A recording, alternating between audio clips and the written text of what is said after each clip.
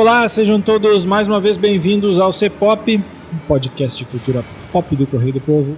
Eu sou o Carlos Correia e aqui comigo, mais uma vez, Márcio Gomes. E aí, Márcio, tudo bom? Tudo bom, Carlos? Morte ao amanhecer, morte ao amanhecer. Hoje vai ter muito sangue aqui nesse podcast. Mariana Neck, tudo bom, Mari? Oi, tudo? Muito sangue, porque a gente vai falar de dois filmes aguardados aí de terror. Depois a gente até vai discutir se um deles é filme de terror mesmo, o que é.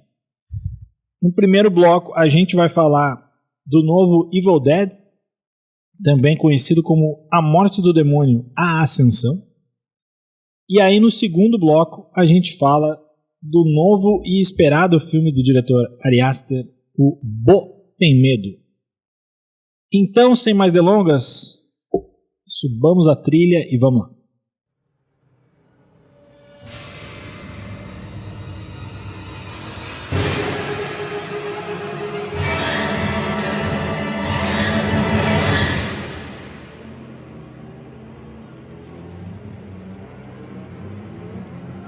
Buenas, vamos começar pelo novo Evil Dead, agradecendo aqui antes de mais nada, a gente já assistiu aos dois filmes aí a convite da Espaço Z, a gente foi nas duas cabines, inclusive a segunda cabine aí do Botem Medo, 3 horas de filme, ou 2h56, 2h57, mas né? teve pipoquinha. Pipoquinha. É que eu sei que vocês foram na pipoquinha, né? Eu, de manhã, meu estômago não abre, os trabalhos estão cedo. Eu passei o refrigerante, mas o Márcio tomou refrigerante. Eu tenho um limite, assim, refrigerante. Eu fui no café né? mesmo, porque eu tava com medo de ficar com sono, mas esse filme prendeu a atenção. Eu me arrependi amargamente de ter tomado metade do refrigerante, porque depois... 3 horas segurando. Exatamente, tive que sair correndo para o toalete. Eu passei por esse problema do Márcio aí quando eu fui rever agora o Titanic. E eu também matei uma Coca-Cola antes do podcast, aí começou a dar vontade e eu pensei, como tu já sabe qual é o tempo do filme, qual é a cena, aí deu uma vontade, eu disse, não, vou segurar um pouco, eu pensei, cara, nem bateu no iceberg. E aquele monte d'água aparecendo na tela ali, pra lá e pra cá. Mas aí a vantagem é que o Titanic é tão bom que eu comecei a prestar atenção ali no filme e tal, e me esqueci. Depois quando acabou, fui correndo, mas deu tudo certo. O que não dá certo é o destino das pessoas aí no novo Evil Dead, A Morte do Demônio, filme que está chegando aos cinemas agora, nessa semana. É uma franquia, a gente vai discutir aqui se ela dá para se assemelhar tanto às outras de terror aí, como, sei lá, Sexta-feira 13, mais recentemente o Pânico, enfim, outros, porque os elementos são um pouco diferentes. Mas enfim, vamos lá com a sinopse aqui do filme para a gente iniciar as discussões. Uma mulher se encontra em uma luta por sua vida quando um livro antigo dá à luz demônios sedentos por sangue. Eles se tornam cada vez mais agressivos em um prédio em Los Angeles. Já acrescento aqui, um prédio moribundo, um prédio que está caindo aos pedaços e que vai ser demolido dentro de um mês no filme. O filme é uma sequência, por assim dizer, da trama dos outros filmes, mas na verdade, assim, se tu vê ele isolado, não tem nenhum problema. É um meio que um reboot, sequência, assim, é um pouco do que foi ali o Despertar da Força pro Star Wars e o Jurassic World ali, né? É até menos, né? Porque ele faz menos referências. Tem um livro. Tem um livro. O livro é diferente, mas não cita nem o Ash, nem... É o segundo filme que o Ash não participa, né? Ele já não tinha participado do remake que teve lá em 2013. Esse agora é dirigido pelo Lee Cronin, que também é um cara... Não tinha feito assim nada muito relevante. Não tem participação. Continua. Não tem também participação. Quer dizer, tem participação na produção, né? Produção executiva.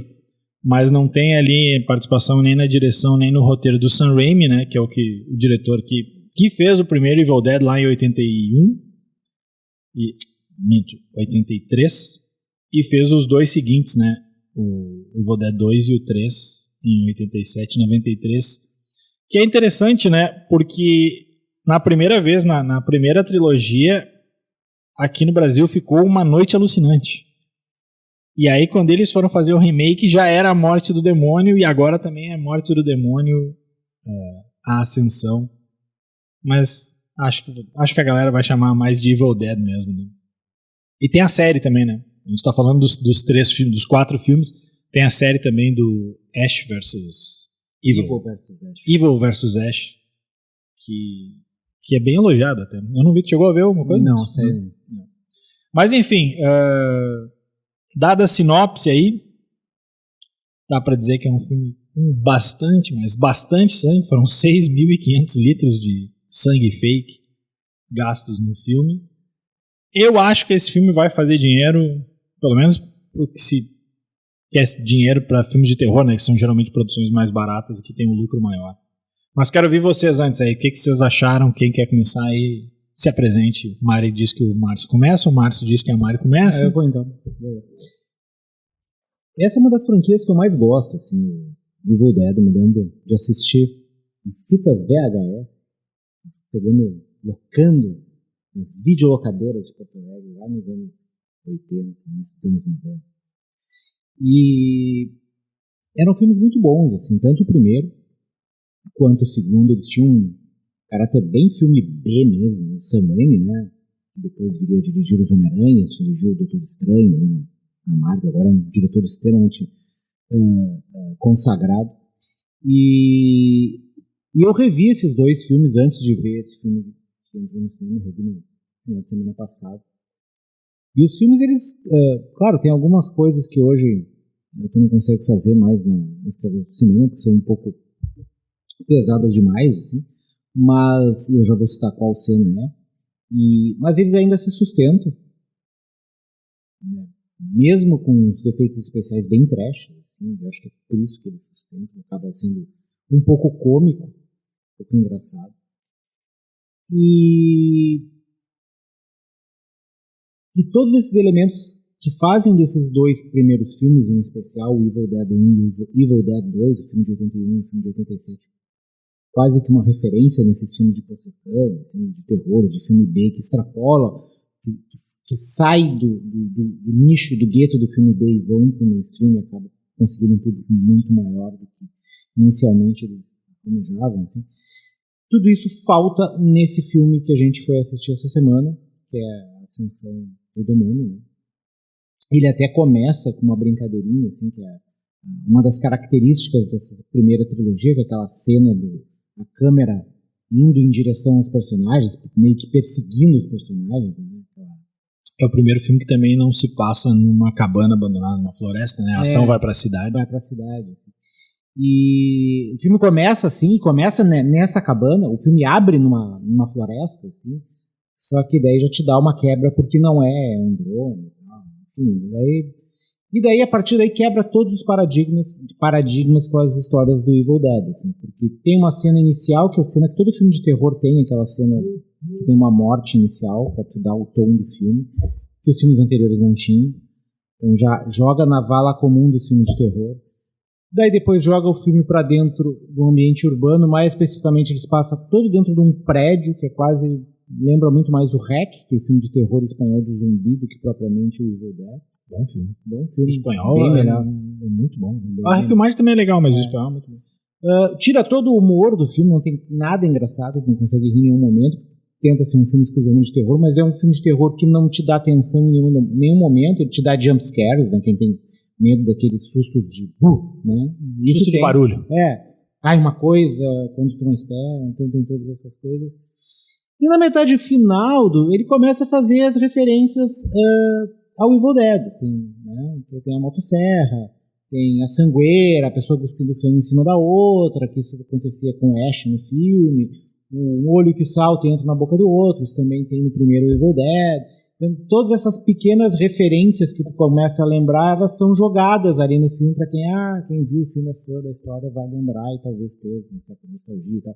Mas ela é completamente descontextualizada da história inicial, assim, ela está num outro ambiente. No fim, ele vira um filme de possessão comum, assim, com um enredo tradicional, né, mortes comuns e sem grandes ganchos e grandes momentos de tensão, assim. Não se destaca em muita coisa, com exceção da parte final, assim, até tem uma cena de ação mais divertida no sentido de ser empolgante e tal, mas não salva muita coisa não, assim, pelo menos é na minha humilde, sincera opinião, Mariana Neck. Não sei o que tu acha. Eu sei que tu não viu em VHS esse filme, né, mãe? Não, definitivamente não, assim, eu conheço só o primeiro filme do Evil Dead, né, porque é um clássico, assim, né? E eu assisti já na era do streaming, assim, então não tive o prazer de ver na época. Tanto que é até um lance louco, assim, porque o filme é de 81.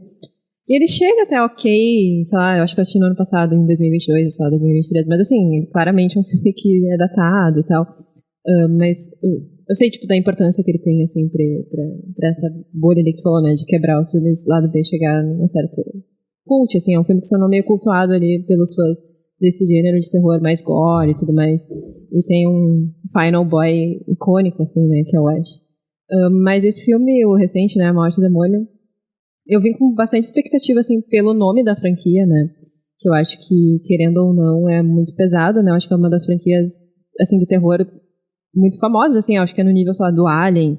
Coloca o nome do Alien no filme e todo mundo já fica, uau, assim, a mesma coisa com Evil. E aí vai ver e é o Prometheus. Cara, eu gosto de Prometheus. Eu gosto de Prometheus. Ah, é tu? Eu tenho uns gostos peculiares, assim. Mas, enfim, continuando, né? Então tem esse peso no nome que não se justifica, assim. Né? Que nem como vocês já falaram, né? Ele não faz tanta referência ao Evil Dead. Ele tem um livro, tem alguma coisa ou outra ali, mas é meio que separado da história clássica, né? E ele até tenta trazer umas novidades, assim, não sei se já pode entrar em spoiler, mas enfim, tem mais personagens femininas, né? Tipo, tem um lance da representatividade, assim, eu sei que nos anteriores também tinha, mas o Final era um boy, assim, né? Era um Final Boy, não uma Final Girl. Então ele tenta se adequar, assim, a 2023, nesse sentido, assim, acho que ele traz alguns pontos ok, assim, mas, assim, os diálogos são horríveis, não que tenha que ser bom nesse filme, mas, assim, é dolorosamente ruim. Ao ponto de não precisar ter diálogo, assim. Deixa o filme rolando sem diálogo. Seja um John Wick 4, entendeu? História, pra quê? Não tentem, né? Sabe? Porque tu não se apega a nenhum personagem ali também. Pergunta, John Wick versus o demônio, quem ganharia? John Wick. Tipo, o demônio ia possuir o John Wick e ele ia ficar incrivelmente mais forte, assim. Ele ia cair sei lá, da torre mais alta do planeta Terra. Mas, enfim, os personagens não são carismáticos, assim, tu fica tanto faz, tanto fez, tu acaba torcendo pro demônio, pelo caos total, porque, tipo assim, tanto faz, tanto fez, não são carismáticos, enfim, totalmente, né, descartáveis. Mas o filme entrega esse gore que eu acho que talvez pegue mais as pessoas que gostam desse tipo de coisa, assim, que é sangue, membros sendo desmembrados e tudo mais, assim. Então, acho que ele entrega isso, assim, do gore que não é assustador. É ligeiramente nojento, assim, eu fiquei um pouquinho nauseada, mas incrivelmente eu fiquei mais nauseada no primeiro, eu senti mais nojo do primeiro do que nesse. E meio que isso, assim, eu acho que não tem muito o que dizer, assim, eu acho que ele entrega ali gore e tal, mas é isso, assim, tipo, é um filme totalmente descartável, assim, pra mim, assim, mas eu acho que talvez possa dar uma vida nova para as pessoas que queiram descobrir o Evil Dead clássico e tudo mais, mas ele não me entrega nada de novo nem pro gênero e muito menos pra franquia, assim, tipo... Eu vou um pouco na contramão aí de vocês. Eu acho que ele vai... Eu acho que esse filme pode fazer dinheiro. Por muitas das coisas que vocês falaram aqui como crítica. E eu acho que talvez um público médio goste justamente dessas coisas, assim.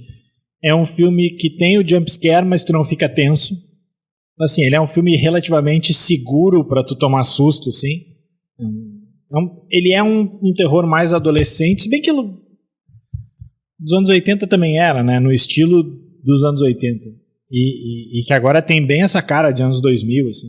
Tem umas coisas que tu vê nesse, vê no Pânico, tu acha meio parecidas e tal. Tenta ser violento, mas fica no meio do caminho, assim. Eu consigo achar algumas... Ontem na saída lá do cinema a gente já estava comentando isso. E eu até acho que ele tem algumas semelhanças com o primeiro, assim. Eu concordo que ele não tem nada do humor, e chamou a atenção, assim, porque a gente viu numa cabine que tinha relativamente bastante gente, assim, mais do que a média, e ninguém deu uma risada praticamente o filme inteiro, né? Então, assim, fica claro que não tem humor ali, mesmo nessa cena lá que a mulher morde o olho, arranca a mordida o olho do cara, cospe e cai direto na boca do outro e o cara se engasga. Apesar dessa tosquice, é pra ser uma cena engraçada e ela não é. Mas eu acho que, principalmente na reta final, ele fica um pouco perturbado que nem o primeiro. Porque o legal dos filmes do Sam Raimi é justamente isso, assim, tem essa parada do humor, tem, mas são filmes meio perturbados, assim, do ponto de vista do terror. E o meu preferido não é nem o Evil Dead, eu gosto mais daquele Arraste-me para o Inferno, sabe? Acho aquele filme muito bom, cara. Porque o humor funciona como alívio porque assim, as cenas de terror daquele filme, elas são muito tensas.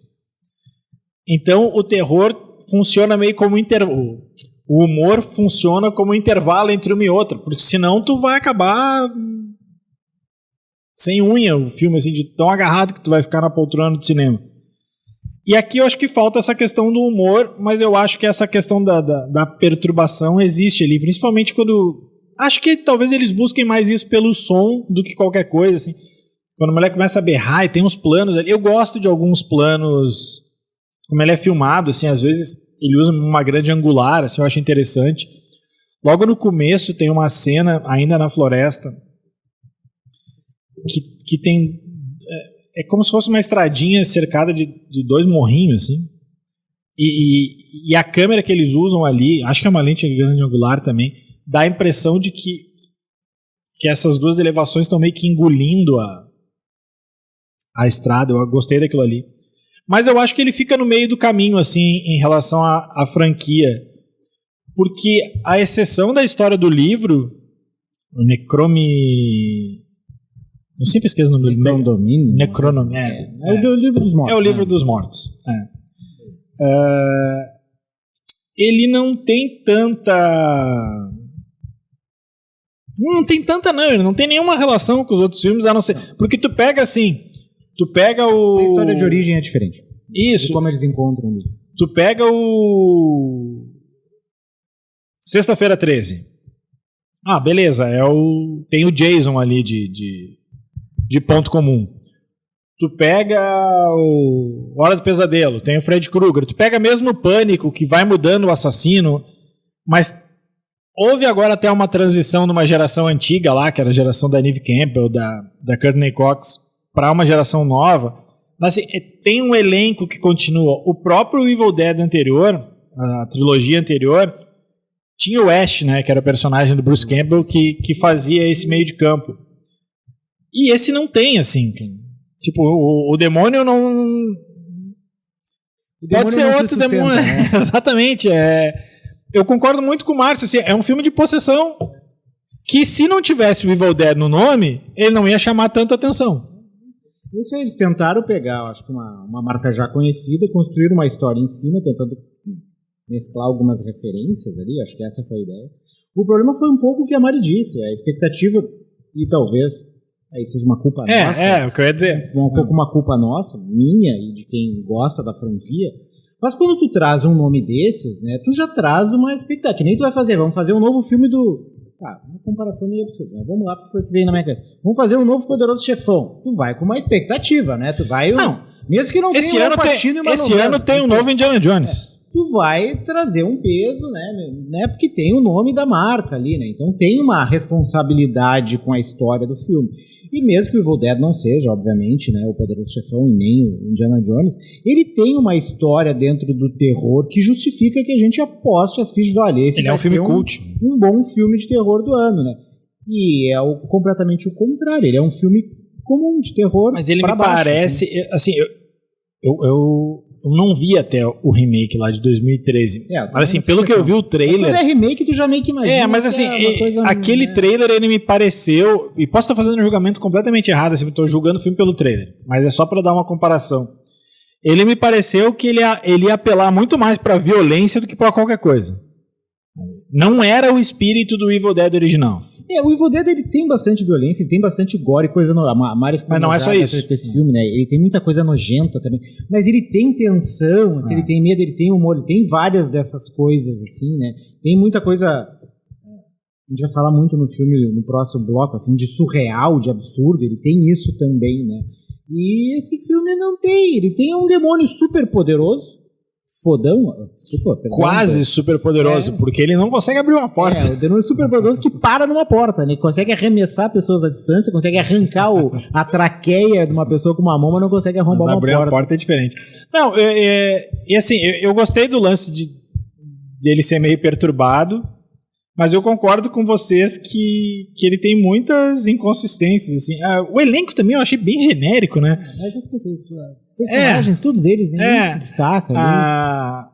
Se botasse a mesma pessoa para fazer todos... Técnica em elétrica de guitarras, porque daí ela vai consertar e vai fazer o negócio funcionar mesmo sem luz.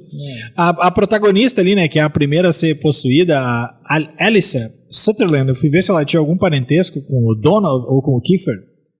E a resposta é não tem nenhum parentesco. E assim, tem umas inconsistências que eu acho... Eu não consigo esquecê-las. Uma das primeiras cenas do filme tem um terremoto e o prédio já é um prédio caindo aos pedaços. E aí tem um terremoto e as crianças voltam ali. É a mãe, né? Que a gente falou, são 2 irmãs, mas uma delas, a primeira a ser possuída, tem 3 crianças e tal. E as crianças sobem de elevador. E ela diz assim, não, você não pode pegar um elevador depois de um terremoto. Primeiro que o terremoto racha o prédio, e aí no rachar do prédio tu descobre que tem um cofre. Pô, se o prédio tá caindo aos pedaços e racha o chão, aquele prédio já caía. Mas enfim, e aí as crianças sobem de elevador e tomam uma puteada, porque tu não deve subir de elevador no terremoto. Dá 5 minutos, ela tenta pegar o elevador, mas vem cá, cara, tu acabou de dizer pra não fazer isso. Essas mães. Aí, tipo, a gravação que os padres lá deixam pra avisar que o livro é perigoso e tal. Eles gravaram 3 LPs, cara. Não faz nenhum sentido tu gravar um LP pra deixar de aviso. Uma super tiragem de 1 LP. Não tem nenhum sentido aquilo ali. E os próprios ataques, né? Que nem a gente estava comentando aqui. Mata tudo, mas não consegue abrir uma porta. E outra coisa, eles passaram boa parte do filme falando de um gato, né? Que o gato estava nas tubulações e esqueceram. E filmavam. E daí filmavam também as tubulações. Em algum momento de entender que apareceu o gato, né? O gato simplesmente foi ignorado ou cortado na edição, não sei. Eu nem lembrava do gato. Quando eu vi, eu fiquei, nossa, um gatinho, vai ser meio Alien, o 8º passageiro, que era o Alien, o gato, né? Ele foi esquecido no churrasco, assim, literalmente. Né? Ainda bem pra ele, né, que ele foi esquecido. Eu acho que eles tinham alguma história pra aquele gato ali, daí depois eu acho que resolveram desistir, ou cortaram na edição porque não funcionou, ou resolveram cortar o filme, sei lá. Mas tinha um gato perdido na tubulação que eles falaram várias vezes na história e daí simplesmente esqueceu do tal do gato, assim. Fiquei curioso pra saber o que aconteceu com o gato. Eu acho que esse aqui não é o caso de spoiler, né? Porque é meio que você espera de um filme de terror. É um filme de demônio, de terror, de possessão, as pessoas vão morrendo ao longo do filme, sobrevive 1 ou 2, e tem um gancho, um cliffhanger por uma possível sequência. Pronto. É isso aí. E não precisa ficar depois, porque não tem cena pós-crédito. Não tem cena pós-crédito. Então a gente sai de um filme relativamente com uma história rasa, né? Um fiapinho de história, o que não é uma crítica, é só um comentário. E vamos para um filme que de raso não tem nada e que também não é necessariamente um elogio, mas vamos lá.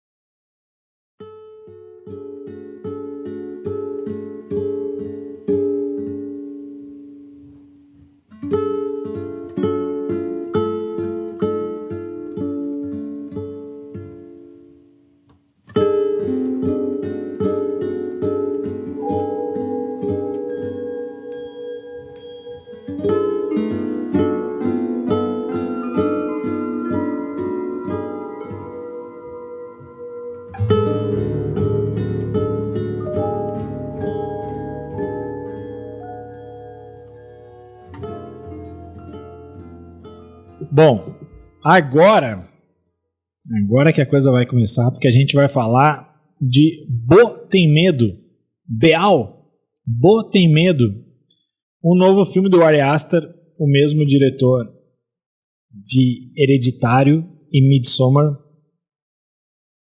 Era bem aguardado, tá chegando aos cinemas agora. Acho que a duração dele vai assustar bastante gente, mais do que o filme em si. 3 horas, né? 2 horas e 59. É complicado até dar uma sinopse desse filme. Vamos falar um pouco das características, né, da produção em si, né? O protagonista é o Joaquin Phoenix.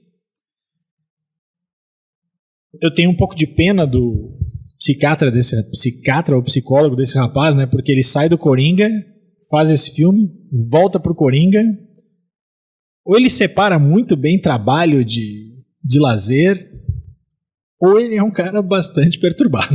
O irmão dele morreu, né, nos anos 80, o River Phoenix. O River Phoenix, grande amigo do Keanu Reeves, né? Então, é uma produção aí que já está circulando há mais tempo. Ele era para ter sido lançado antes, ali por 2020 ou 2022, mas o Ari Aster disse que não. Tipo, o cara é perfeccionista e disse que queria que o filme saísse exatamente do jeito que ele quer. É o filme mais caro, é o filme da produtora queridinha aí da galera, hipster pelo menos. Alô, Mariana. É um filme da A24, é o filme mais caro da história da A24. 35 milhões de dólares, não chega a ser, tá longe de ser uma grande produção, mas tu vê que ele é um filme que tem mais dinheiro gasto ali. Enfim, vamos lá para a sinopse para a gente poder gastar bastante tempo. Boa sorte com essa sinopse. Eu vou pegar a sinopse que está aqui de apresentação no Google, que vamos lá. Um homem paranoico embarca em uma odisseia épica para voltar para casa e encontrar sua mãe. É isso, mas não é isso, mas também é isso. Eu acho assim... Antes de passar para vocês, e depois eu vou, quando voltar para mim, eu vou entrar um pouco mais nisso. Voltar para ti, tu sai correndo. Ele mistura, ele é um filme, não chega a ser onírico, mas ele é um pouco de uma mistura de Kafka, David Lynch, o estilo do próprio Aster. É um filme que a gente não consegue botar em nenhuma caixinha de gênero. Ele não é um filme de terror, ele não é um drama, ele não é uma comédia, e nada do que a gente está falando aqui é uma crítica. É só... Ele também não é a reinvenção do cinema. Ele é um filme estranho, né, Márcio? Eu que vou começar com essa bronca? Então tá, né? Vamos lá.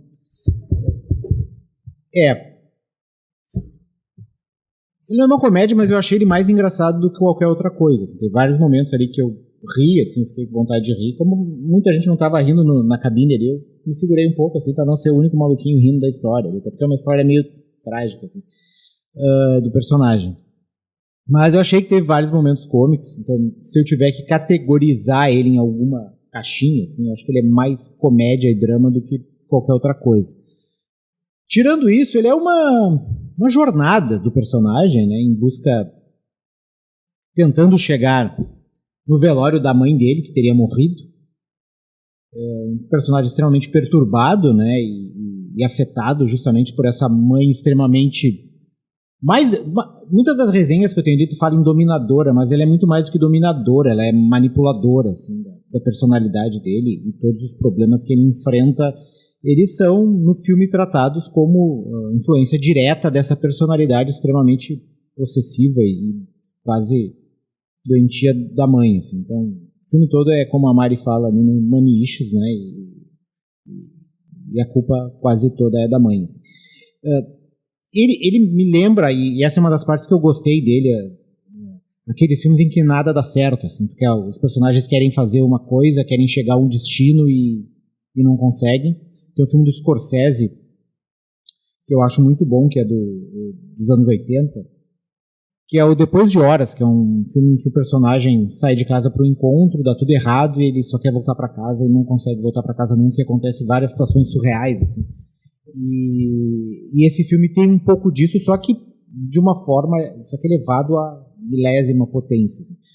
Porque desde o começo, quando ele é cercado no prédio dele por personagens extremamente violentos e malucos, e tu não sabe ali o quanto os personagens são malucos e o quanto é da personalidade meio psicótica, esquizofrênica, sei lá qual é a personalidade, qual é o diagnóstico do Bo ali. E até pelas andanças, quando ele finalmente sai do prédio, daí é atropelado e vai parar na casa de um casal que começa a cuidar dele, e tu vê que tem coisas erradas ali, depois ele para no meio de uma floresta com uma companhia de teatro, e praticamente todas as cenas do filme são inundadas de elementos surreais, assim, e meio bizarros, e que de alguma forma levam o personagem pra frente, mas ao mesmo tempo dificulta o entendimento dessa jornada, assim. Até chegar ao momento final, do ato final, que é quando ele chega na casa lá, e daí eu não vou dar o spoiler ainda, porque esse eu vou deixar pra gente falar depois. Mas no geral, assim, eu curti bastante, assim, tanto a história, mesmo a duração de 3 horas, tirando a parte que eu fico com vontade de ir no banheiro, porque eu tinha tomado um refrigerante, que eu comentei no começo, assim, né, Mari? O resto, pra mim, quase passou voando, assim, porque são vários atos, são vários momentos distintos, tu pode dividir o filme até em capítulos, assim, dessa jornada, essa odisseia que muita gente está falando, assim, onde eu tenho lido, do Bo, que é um personagem que tu pode dissecar ali, tanto ele como a mãe dele, e até o psiquiatra dele, assim. O psiquiatra é muito bom. O psiquiatra é muito engraçado. Todos os personagens ali são tragicômicos, assim, até os personagens que estão em volta do prédio dele, assim. Tu tem dificuldade em identificar o que é real ali, o que é imaginação, o que é o delírio dele, né? Então, mas é um filme, assim, como o Carlos falou, essa questão meio onírica, assim, tu tem que te desapegar da realidade. As pessoas que têm um pensamento muito concreto e que querem um filme com começo, meio e fim, uma história linear, vão ter dificuldade de conseguir assistir ou entrar na viagem que é esse novo filme do Ari Aster. Embora ele tenha elementos ali do Hereditário e tal, ele é um estilo, um ritmo bem diferente, assim, né? Mas igualmente bom, assim. Eu acho que ele consegue entregar um pouco daquilo que a gente esperava do filme, embora a gente esperasse um filme de terror, né? E não veio filme de terror, mas mesmo assim isso não decepciona. Vai, Mari. Difícil falar desse filme, né? Tipo, é um filme bem estranho, ele é bem de experiência, né? Ele é bem sensorial, eu fiquei bem perturbada vendo esse filme, fiquei com dor de cabeça depois, porque são 3 horas de filme que se justificam pela duração longa, mas assim, acontece 1 milhão de coisas, né? Tipo, é literalmente uma odisseia, não para nunca. Fica meio sem fôlego, assim, até. Mas eu gostei bastante do filme, assim, ele é aquele filme que ele se mantém depois de tu assistir. Tem filmes que a gente termina o filme e tu fica, ok, vida que segue, vou lá fazer um lanche, sei lá, fazer qualquer outra coisa. Esse não, tu fica, ele causa um impacto, assim, depois de tu assistir. E tu fica refletindo e tentando entender toda essa experiência de 3 horas. E meio que tu não vai entender, assim, tem algumas coisas que tu consegue entender meio que por cima, assim, como o Márcio falou, né? Os mommy issues, a gente estava comentando depois do filme, sei lá, uma ideia de culpa religiosa, uma questão de repressão ali da criação desse homem, que é um adulto agora, mas o filme acaba mostrando flashbacks dele de criança com situações bem estranhas também. E ele veio cercado de expectativas pelo diretor e tal, mas a sensação que eu tenho é que ele foi bem megalomaníaco nesse filme, assim, né? Esse é um filme, definitivamente um filme, assim, no sentido de ser bem pretensioso e grandioso, assim, né? Não que os outros não sejam bons, mas ainda eram filmes menores, e se justifica por que a A24 tem um maior budget para esse filme, né? Deu um maior budget para esse filme. Mas realmente, eu acho que não é um filme para todo mundo.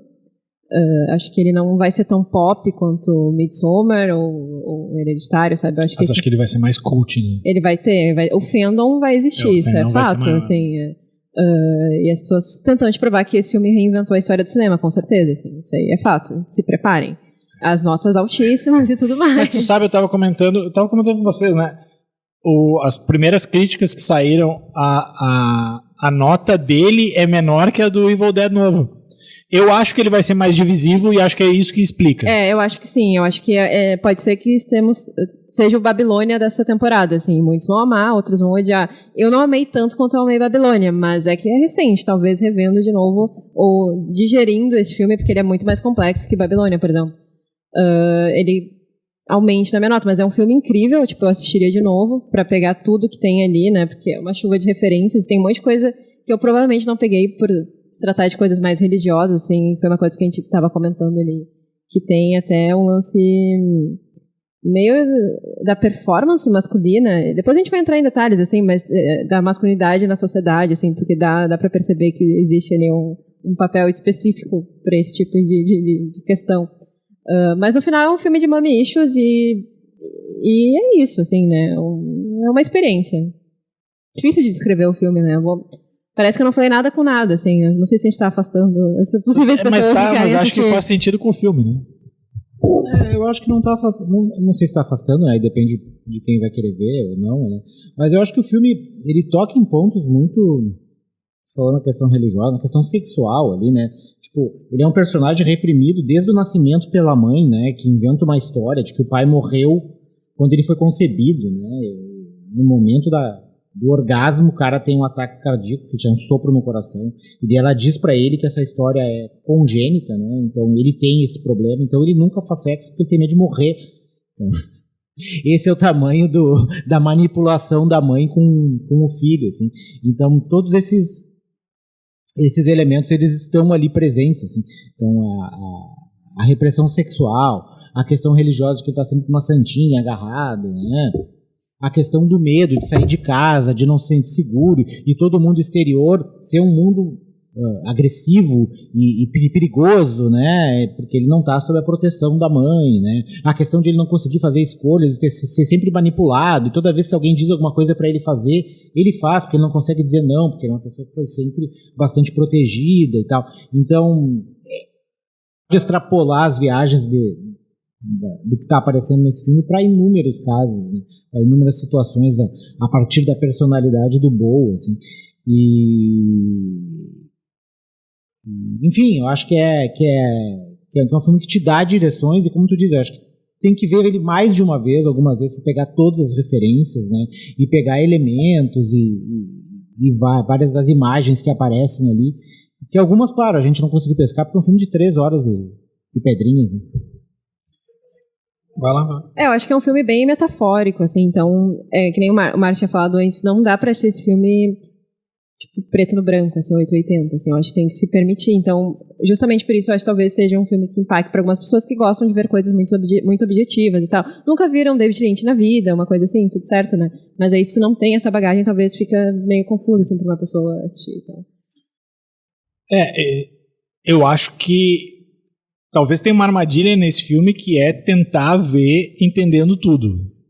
Porque eu acho que tem coisas ali que elas são alegorias, fica uma coisa meio onírica, e daqui a pouco é o I'm the Walrus do Ari Aster. Tipo assim, vou botar uns negócios aqui, galera, que quebre a cabeça, não tô... Se virem, sabe? Quiser. Foda-se. Eu já vi entrevistas dele agora dizendo que, cara, não tem nenhum interesse em explicar o filme, e acho que não tem que explicar mesmo.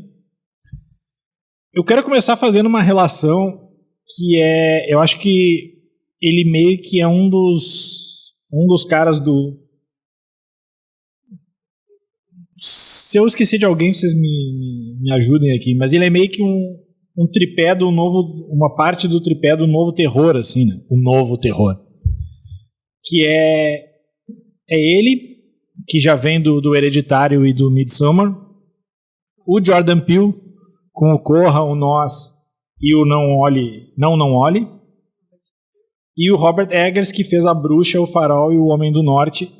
E aí dá pra gente fazer comparações entre os três, porque são 3 caras que o primeiro filme bombou muito, são filmes relativamente recentes, e os 3 estão no terceiro filme, assim. Dos 3, eu acho que ele é o cara que mais está se arriscando. Não é o que eu mais gosto na média. Eu acho que o Jordan Peele, se eu for fazer notinhas dos 3 filmes... Repara que os 3 fizeram épicos, né? E O Homem do Norte é um épico. E o Nope é um filme que não é um épico, mas é um filme que fala da sociedade do espetáculo, assim, mas que é uma coisa grandiosa, assim.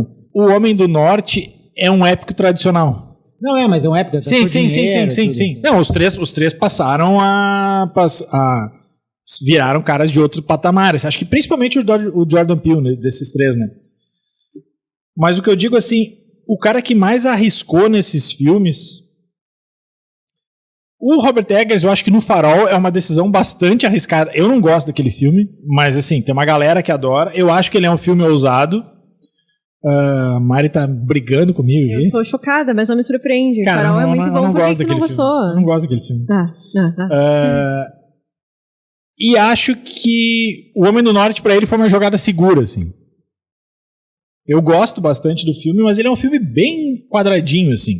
Violento. É o filme mais heterotop que tem aí do ano passado, assim. Tanto que a cena final, né? Homens nus brigando, tomando banho, depois... enfim.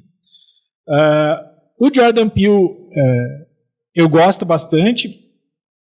Eu acho o Nós lembra bastante o Corra em alguns elementos.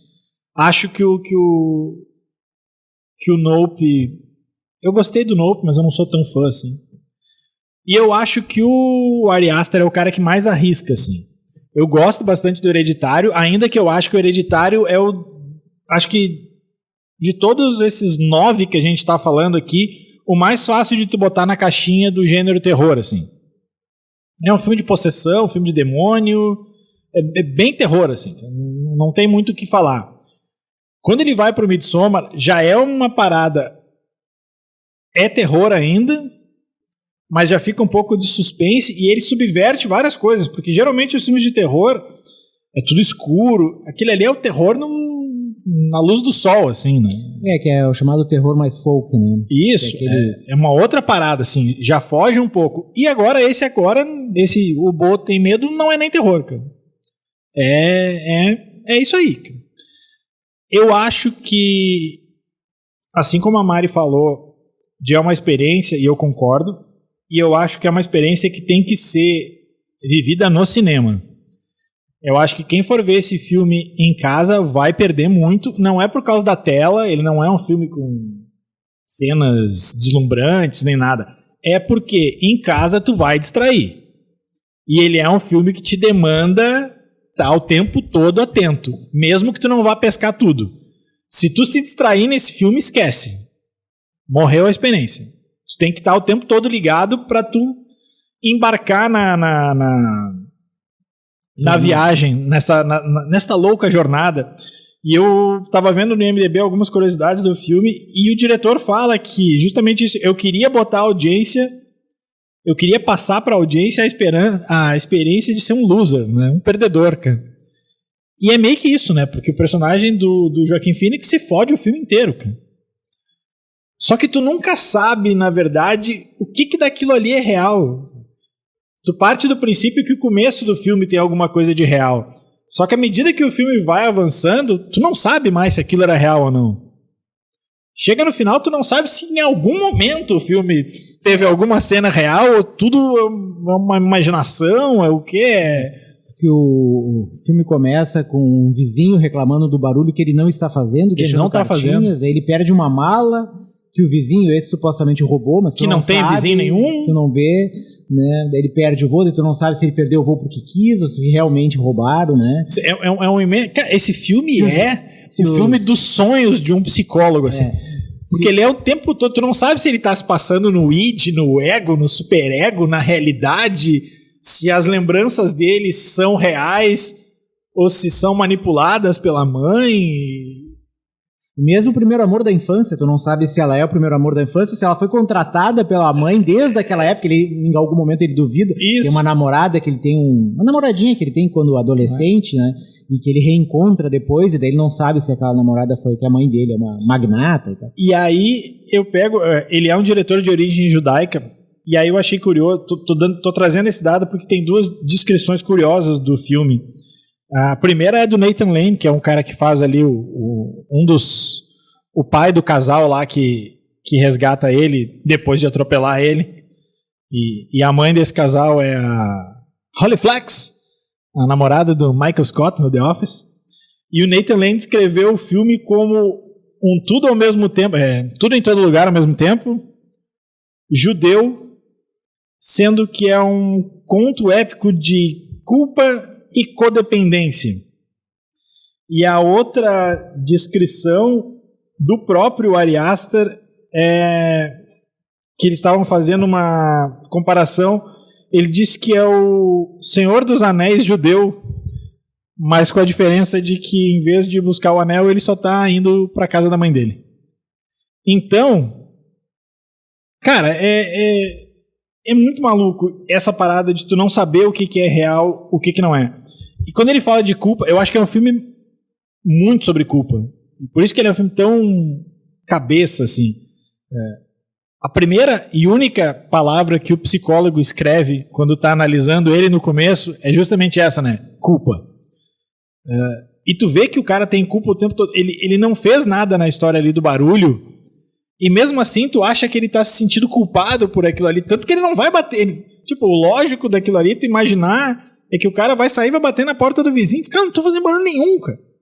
Não, ele não fala nada. Ele não quer confrontar ninguém. Ele não quer confrontar ninguém o filme inteiro. Tem uma cena ele foi tolhido desde a infância, né? Tem uma cena que tem o cara todo tatuado, tu só olha e tu já vê ele vindo correndo, que é pra não cruzar com o cara. Não quer nem ver o cara. Exato. Então, assim, eu acho que ele é um filme sobre culpa e sobre medo. Não acho que o título seja por acaso, né? O Bo Tem Medo. Me contesta um pouco sobre a tradução. Se o Bo tem medo, porque em inglês é o Bo is Afraid. Bocagão? Mas vale. Acho que quando se fala sobre medo, acho que ele pega alguns medos atuais da sociedade, se tu for fazer algumas análises mais viajandonas. Tem o medo da violência urbana, e assim, a nossa sociedade, e aqui está começando a ter mais isso, sempre teve, mas agora tem mais. A gente vê essa história de pânico nas escolas, o caramba 4, de muita notícia fake sendo distribuída. Nos Estados Unidos é muito mais. E a gente vê essa crítica assim, da violência urbana, que no começo do filme, cada vez que ele bota a cara na janela, é um treco alegórico, porque as pessoas estão... como é que é? O pelado circuncisado que mata as pessoas a facadas. Então aquilo ali é a violência urbana. Quando ele vai pro segundo casal, tem o cara ali que é violento, que é meio que um veterano de guerra, e ao mesmo tempo esse cara em algum momento vai invadir um outro local lá que tem um monte de gente. Essa cultura... Infelizmente, essa cultura da violência nos Estados Unidos, que volta e meia entra alguém lá e mata todo mundo do nada. Voltando um pouco para a questão da psicologia, tem um vilão fálico, que depois na parte dos spoilers a gente pode falar mais. E assim, para encerrar da minha parte, eu acho que o menino Ari Aster tem algum problema com a mamãe dele. Não, isso é uma questão que é muito presente principalmente na cultura judaica dos Estados Unidos, né? Cinematográfica, a questão da mãe judaica dominadora. Né? E culpa, né? O Woody Allen tá cancelado, né? Não sei se a gente devia citar ele aqui. Ou Cenas de Nova York, né? Contos de Nova York. Contos de Nova York. Que tem a terceira história, que é a mãe dominadora que fica sobre os céus de Nova York, né, falando e mandando ele fazer as coisas, recriminando ele e tal. Então, isso já é uma coisa meio histórica na indústria cinematográfica lá dos Estados Unidos, essa questão da mãe e da culpa, especialmente nos filmes de diretores de origem judaica. Assim, e o Ari Aster está fazendo uma releitura para esse caso de uma forma um pouco mais agressiva, assim, mais psicótica, né? Eu ia te fazer uma pergunta, mas vamos para os spoilers, daí eu faço. Dá um alarme de spoiler aí, mano.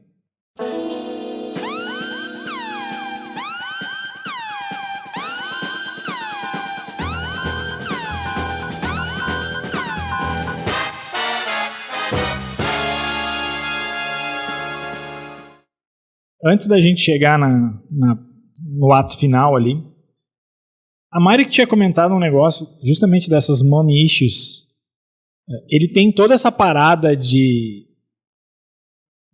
ser dominado, e o psicólogo uma hora fala assim, tu já desejou que ela morresse? Ele, não, o que é isso? O cara diz, não, isso é muito normal, tu pode querer que a pessoa não morra e ao mesmo tempo desejar que ela morra, e enfim, dentro da psicologia isso é normal. Mas tem uma parada ali, um dado momento, que é se não é incestuosa, beira, né? Entre os dois ali. Tem um pouco de tudo ali. O filme dá margem para várias interpretações de várias coisas. Então, tanto a relação entre os dois ali, de ele querer matar a mãe, a única forma dele se libertar de fato, em tese, é ela morrendo, assim. Mas aquela parte que eles estão no bar, não é um barco, é um cruzeiro, numa praia, enfim. Sim. Nunca fica muito claro onde é que a ação se dá, né? E elas estão... Não, que elas estão... Que os dois estão na mesma cama. E não é questão de dividir cama, mãe e filho. Não, é o jeito de falar, né? O jeito de olhar. Eu meio achei, sedutor, né? Sim, super perturbador, porque tu não... Né, tem uma diferença de idade e é uma mãe e um filho. Não é essa dinâmica ainda de é mãe uma criança. E filho. E é uma criança, então eu achei aquilo muito estranho, assim. Vamos esquecer que ele mata o pai no nascimento, né? Então tem aí toda a história do Édipo aí. Mas aí deixa eu perguntar. Ali, né? Já que a gente tá na parte dos spoilers, eu vou dizer um momento um dos vários momentos que eu não entendi. Alguns eu acho que não é pra entender Todos. mesmo. Mas tem outro que eu guardei a informação e disse, bom, em algum momento eu vou jogar essa informação. E eu ainda tô processando. Isso é outra coisa. Eu acho que não é um filme pra tu sair dando cotação, é um filme que tu tem que assimilar. Tu tem... Não, depois a gente vai dar, né? Que a gente já viu faz algum tempo, já, algumas horas. Não, eu ia perguntar pra vocês. A primeira cena do filme ainda é uma cena meio... a imagem borrada, que dá a entender que o bebê caiu no chão. Sim. Ou o cara jogou. E aí? Ou o cara jogou. Na verdade, como tudo no filme, dá margem a várias interpretações, né? A mulher diz, por que você jogou o bebê, né? Não sabe, como tu não vê, tu não sabe se o cara jogou, se o bebê caiu, né? Então fica... E ali eu falo que ele matou o pai no nascimento, eu falei um pouco antes, não, ele matou o pai ainda pior, foi na concepção, quando ele foi concebido, ele matou o pai, né? E lá pelas tantas aparece o pai também, né? Então ou não é o pai, tu não sabe também, né? Isso é que é o legal desse filme. Teve uma cena também que eu não entendi, que era ele sempre tem aquele flashback da mãe tentando tirar a roupa dele pra ele tomar banho, supostamente, né? E aí a cena que é maior desse mesmo flashback é que tem alguém naquela banheira, né? E tu nunca vê. Tu nunca sabe se é ele ou não. É o ponto de vista, como se a câmera fosse os olhos daquela pessoa que tá naquela banheira e a mãe leva ele pra cima naquele porão que ele deixou de lembrar, né? Eu acho que é ele lembrando. Ele adulto lembrando da cena. Sim, só que daí terceira pessoa, assim, ele leva na terceira pessoa. Aí sentido, ele vai pra cima. Agora tu vai, então tu quer saber cadê teu pai? E aí tá lá, tem um velho jogado num canto. Que é o próprio Joaquin Phoenix, né? E tem o vilão, como é que a gente pode chamar? É um vilão fálico, assim, né? Um formato fálico. Não é um caralho voador porque ele não tá voando, né? O sexo é o vilão, no caso, né? Por isso que ela castra ele desde o começo do filme, né? Dizendo que ele não pode fazer sexo e ele passa o filme todo sem fazer sexo. E quando ele faz, ele não morre. Uma das cenas mais engraçadas é quando ele faz e descobre que não morre, né? Mas a mãe mata. Mais castrador ainda, a mãe vai lá e mata a mulher com qual ele fez sexo. Então, tipo, na verdade isso é mais sobre sexo do que qualquer outra coisa. A gente descobrindo sentidos, e tem aquela cena que descobrem lá no porão aquele monstro fálico que vem, aquele veterano de guerra surtado e dá... Do nada, ele aparece do nada. Ele é meio Drax, né? É onipresente, assim, a qualquer momento vem aí, né? Ele é meio Drax do Guardiões da Galáxia, né? É verdade, assim. Enfim, é um filme curioso, né? Curioso. Se vocês não tiverem mais nenhuma pergunta, eu quero uma última. Pegando a cena final, o que vocês acham que é aquilo ali? Ele se matou? Ele morreu? Ela matou ele matou ela? Não é pra gente ter uma conclusão? É um final aberto? Não é um final aberto? Boa sorte pra vocês tentando responder essa. Não faço. Acho que ele se matou. Não sei, assim, não vou dizer, mas pareceu aquele último momento, religiosamente, quando tu vê se estava certo ou errado, se é uma boa pessoa ou não, aquele julgamento final clássico, assim, né? E a cena dele morrendo foi tão rápida que eu nem vi direito como aconteceu, assim, tipo, ele meio que vira um barco. Explode, vira. E vira. E tem um momento que ele tenta ali, né? Dá pra ver que ele tá tentando algo ali nas águas e não emerge. Mas não sei, assim, não sou capaz de opinar. Vou dar uma de Glória Pires aqui. Não sou capaz de opinar. E aí, Messi? A história da vida passou diante dos seus olhos enquanto você está sendo julgado, está tentando se defender de tudo aquilo que você fez, né? Você fez isso, não, mas foi por esse motivo, não, mas... E daí dando as várias interpretações, né? Ela esqueceu ele no shopping. Quando ela perdeu ele no shopping, ele ficou atrás do pilar, vendo ela procurar ele, não falou nada. E daí ele diz, não, mas ele tava com medo porque ela estaria braba com ele e tal. Então dá as várias interpretações da mesma história. Porque o filme é tudo isso, né?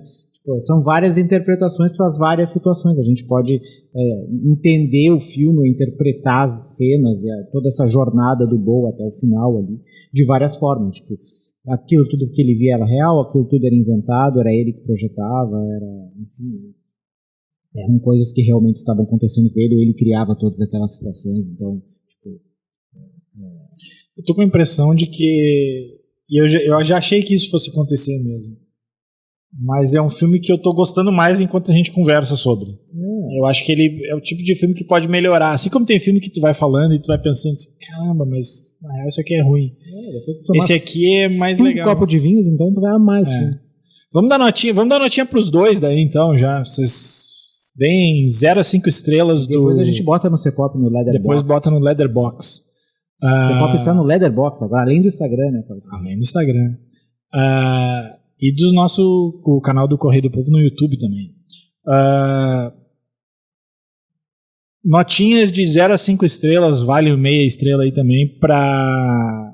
Primeiro, Morte do Demônio, A Ascensão. Mari. 2. Márcio. Eu 2 também. Eu vou fazer o que eu dei no meu Letterboxd, que é 13,5. Aí, depois eu faço as contas aqui. Agora pro Tem Medo. 4. Podendo aumentar para um 4,5. 5 não, mas entre 4. Vou botar 4 agora porque eu recém vi, revendo e emergindo assim das profundezas do conhecimento. Talvez um 4,5, mas 4 agora. Confuso isso, é quase o filme a nota do... Peraí, agora eu me perdi aqui. A nota da Mari é quase o filme do Bo. A nota do Evil Dead ficou 2,5. 2,5. A média ficou 2,5. Depois eu boto. E agora tu deu nota 4, é isso? Tá. Márcio. Eu também já botei no meu Letterboxd lá 4.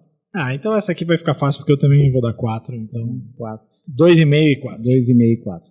Tá bom, acho tá de que bom tamanho. Aí, né? acho que é isso aí mesmo. Tá. Vamos pras dicas então? Bora.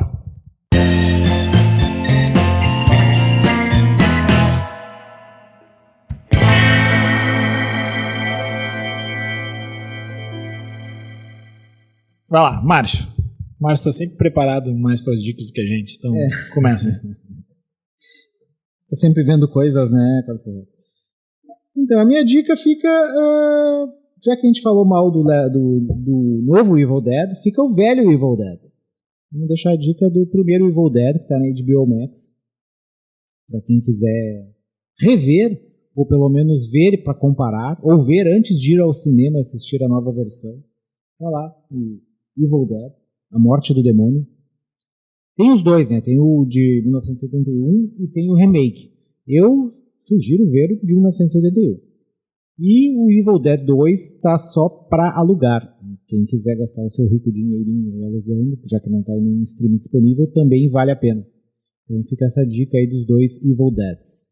Um e o 2, um na HBO Max e o outro aí para quem quiser alugar, ou sei lá, caso consiga achar em algum outro lugar magicamente. A gente não falou nada, não sei, mas just saying. Achar magicamente em outro lugar, aí, lendo algum livro dos mortos, sei lá. Mariana Neck. Nossa, eu vou sair do tom aqui das dicas, né? Pra indicar um filme do Bergman, do Ingmar Bergman, de 51, Juventude. É um filme que eu revi esse final de semana passado, um dos meus filmes favoritos da vida. Eu sei que o Bergman é conhecido, sei lá, por O Sétimo Selo, Persona e tudo mais, mas ele tem alguns grandes filmes antes de fazer esses clássicos do cinema. E um deles é Juventude, 51. É um filme de romance, assim, meio melodramático. É uma bailarina clássica que recebe o diário de um antigo amor, né, um amor de adolescente, e ela revive ali aquelas primeiras experiências, daquele jeitinho Bergman de ser, cheio de silêncios, um lindo verão na Suécia e tudo mais, de tristeza. Então é um ótimo filme, assim, é um dos meus filmes favoritos da vida, e vale a pena conhecer o Bergman nas suas profundezas também, não só os clássicos, porque dá pra ver como ele foi amadurecendo o cinema dele, as questões que já tem nesse filme em relação à religião, né, o silêncio de Deus e tudo mais, as questões que ele tem com a religião e com a culpa também, por incrível que pareça, esses filmes podem se conectar, mas enfim, Juventude do Bergman, 51. A minha dica, vou remeter a um episódio que a gente falou na semana passada, a minha dica ainda é o Fantaspoa, que vai até o dia 30 em Porto Alegre, tem filmes de terror, ficção e todos esses gêneros que transitam um pouco por isso aí, suspense, ação, né? Esse ano tem Comando para Matar, com a presença do diretor. E Sala Redenção, Casa de Cultura, Instituto Ling, e no Capitólio tem pelo menos uns 5, 6 filmes, mais até, todos os dias. Então opções não faltam. A programação tá lá no site do fantaspol.com, então essa fica a minha dica. Então tá, a gente volta muito provavelmente aí numa edição especial, extra, na semana que vem, falando de Mandalorian, né, Marcos? Não vi o final ainda. Eu também, deve ter entrado hoje, mas eu não vi ainda, não vi nem o Ted Lasso da semana. Então tá, agradecendo a audiência de todos, a edição nessa semana ficou por conta da Mariana Neck, porque o Matheus está tomando chimarrão em Venâncio e comendo bolo em Venâncio Aires. Então a gente vai ficando por aqui, um abraço e tchau.